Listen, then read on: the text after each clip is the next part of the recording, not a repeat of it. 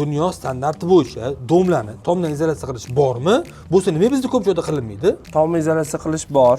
Hamma o'zi izolyatsiya qilish kerak tomni. Shunaqa normativ bor ekan. SSRda qilingan uylar tepasidan izolyatsiya qilinganmi o'zi?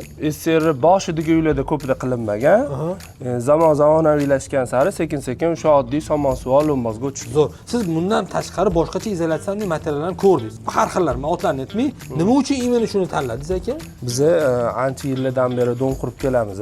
Mana shu oxirgi dom qurayotganimizda sizlarning Instagramdagi reklamalaringizni ko'rib qoldik.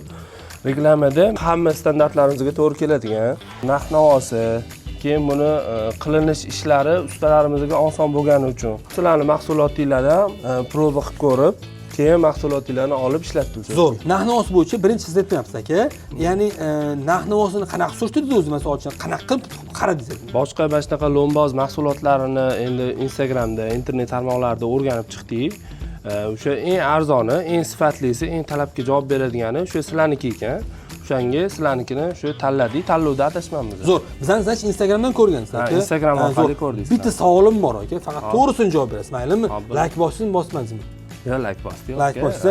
Aka ko'rdingizmi? Like bosganliklari uchun ham video sizga yetib bordi. Siz ham bitta like tugmasini bosib qo'ying, ko'pchilik yetib borsa, videoni qurilish qilayotgan, dom quradigan domchi do'stlarga tashlab qo'ysiz, juda ham ular uchun manfaatli bo'ladi.